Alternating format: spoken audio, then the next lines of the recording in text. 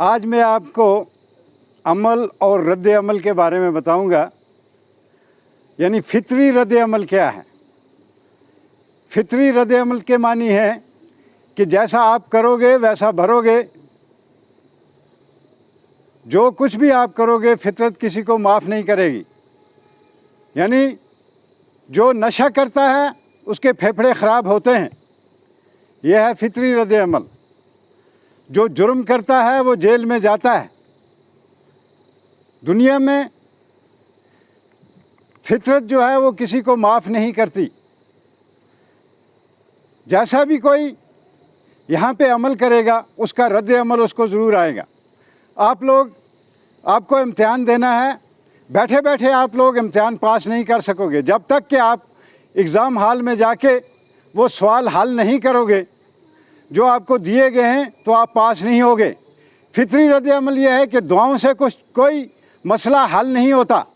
آپ نے دیکھا ہوگا کہ جب کبھی دو ملکوں کا میچ ہوتا ہے تو کوئی بھی دو ملک جو کھیلتے ہیں تو ایک ملک کے آدمی اپنی جگہ جا کے دعائیں کرتے ہیں. کوئی مسجدوں میں کرتا ہے، کوئی مندر میں کرتا ہے، لیکن دعاؤں سے کوئی ملک جیتتا نہیں ہے. اتنے پلیئر بھی ہیں میدان میں، وہ جب ایفرٹ کرتے ہیں، وہ جب عمل کرتے ہیں تو فطری رد عمل کا یہی نتیجہ ہوتا ہے کہ ایک نہ ایک دن ضرور کامیابی ملتی ہے. اور اس کے بیٹے اس کے ساتھ برا سلوک کریں گے.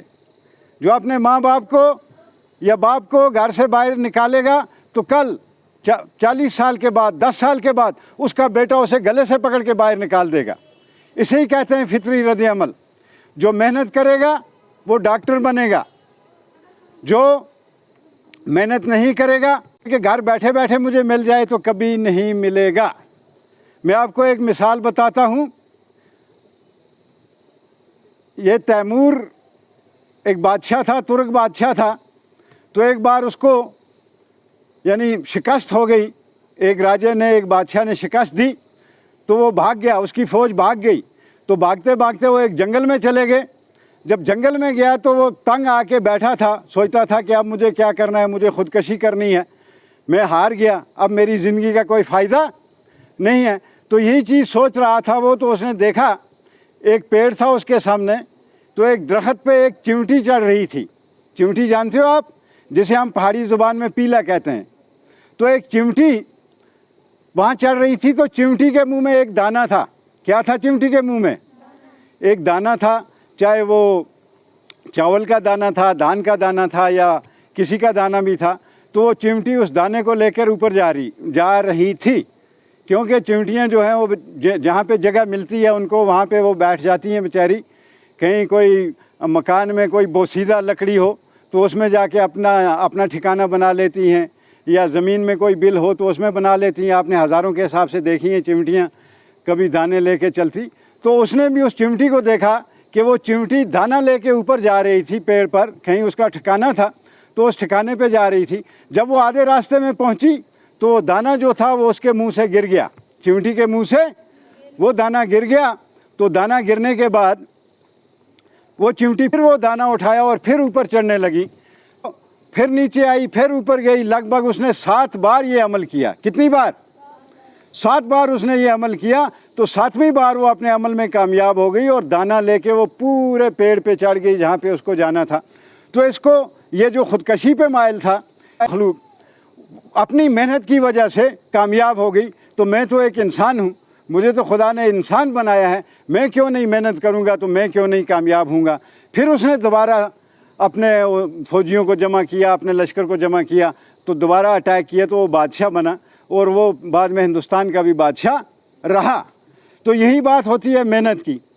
تو کہتے ہیں کہ failure is the pillar of nation. یعنی ایک بار جو ناکامی ہے، وہ ناکامی جو ہے اس سے انسان سبق سیکھتا ہے اور بعد میں انسان کامیابی کی طرف بڑھتا ہے. تو اٹ از، انگریزی میں کہتے ہیں کہ it is important to take part not to one. اگر آپ کسی کھیل میں، کسی بھی ایفرٹ میں، کسی بھی ایکٹیویٹی میں حصہ لیں گے تو ضروری نہیں ہے آپ جیتو. آج نہیں جیتے تو کل جیتو گے.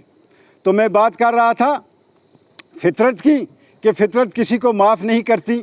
یعنی جیسا جو عمل کرتا ہے اس کی سزا ویسے ہی پاتا ہے. جو برائی کرتا ہے تو اس کی سزا برائی ہوتی ہے، اس کی جزا برائی ہی ہوتی ہے۔ یعنی جو جرم کرتا ہے وہ جیل میں جاتا ہے، آج بچ گیا لیکن کل نہیں بچے گا۔ اسی طرح جو نشہ کرتا ہے اس کی صحت خراب ہوتی ہے، یا اس کے پھیپھڑے خراب ہوں گے یا اس کے گردے خراب ہوں گے، اور پھر آج کل کا نشہ جو ہے وہ جان لیوا ہے، جو ڈرگس وغیرہ ہیں وہ تو جان ہی سے جاتا ہے انسان۔ اور جو اچھائی کرتا ہے اس کا صلہ اچھائی میں ملتا ہے۔ جس طرح علامہ اقبال نے کہا ہے کہ عمل سے زندگی بنتی ہے جنت اور جہنم بھی، یہ خاکی اپنی فطرت میں نہ نوری ہے نہ ناری ہے۔ تو اسی طرح ایک اور شعر اس نے کہا ہے کہ جو بڑا مزیدار شعر ہے کہ یہ گھڑی میشر کی ہے تو عرصہ میشر میں ہے، یہ گھڑی میشر کی ہے تو عرصہ میشر میں ہے، پیش کر غافل عمل کوئی اگر دفتر میں ہے۔ تو یعنی آپ یہ سمجھو کہ یہاں ابھی دینا ہے ابھی لینا ہے، جیسا دیں گے ویسا لیں گے، جیسا بوئیں گے ویسا کاٹیں گے۔ تو یہی فطرت ہے، فطرت کبھی کسی کو معاف نہیں کرتی۔ یہ چیز یاد رکھنا، آپ جیسا جو کرو گے ویسا بھرو گے، برائی کا نتیجہ آپ کو برائی میں ملے گا۔ آپ نے دیکھا جو بادشاہ بنتے ہیں وہ ہر میدان کے شاہ سوار بنتے ہیں۔ کبھی کسی لولے لنگڑے کو آپ نے تخت پہ بیٹھے ہوئے دیکھا ہے؟ کسی کو بادشاہ بنتے ہوئے دیکھا ہے؟ نہیں۔ وہ زیادہ سے زیادہ سڑکوں پہ بیٹھ کے، روڈ پہ بیٹھ کے بھیک مانگتا نظر آئے گا آپ کو۔ یہی ہوتا ہے نا۔ بادشاہ کون بنتا ہے؟ جو میدان کا شاہ سوار ہوتا ہے، جس کو آل راؤنڈ پرفارمنس ہوتی ہے، وہی بادشاہ بنتا ہے۔ اور کوئی بھی چیز جو ہے دنیا میں ناممکن نہیں ہے، حاصل کرنے سے مل جاتی ہے۔ اور پھر میں بات کر رہا تھا فطرت کی، یعنی فطرت میں یہ ہے کہ فطرت میں معافی نہیں ہے، جیسا آپ کرو گے ویسا بھرو گے۔ دوسری ایک اور چیز ہے یہاں شریعت میں معافی مل جاتی ہے۔ شریعت میں معافی مل جاتی ہے۔ انسان توبہ کرتا ہے، گناہ سے باز آتا ہے تو اس کو پھر موقع دیتا ہے اللہ تعالیٰ کہ وہ اگر اپنا اس کا توبہ کرنے کے بعد اس راستے سے پلٹ جائے، پھر نیک راستے پہ آ جائے، اچھے راستے پہ آ جائے، تو شریعت معاف کرتی ہے۔ شریعت میں رحم ہے، لیکن فطرت میں کوئی رحم نہیں ہے۔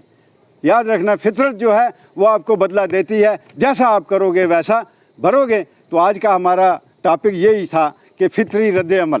تو فطری رد عمل یہی ہے کہ آپ اگر اچھا کرو، آپ پڑھو لکھو، محنت کرو، ڈاکٹر بنو، انجینئر بنو، استاد بنو، بڑے بڑے آفیسر بنو۔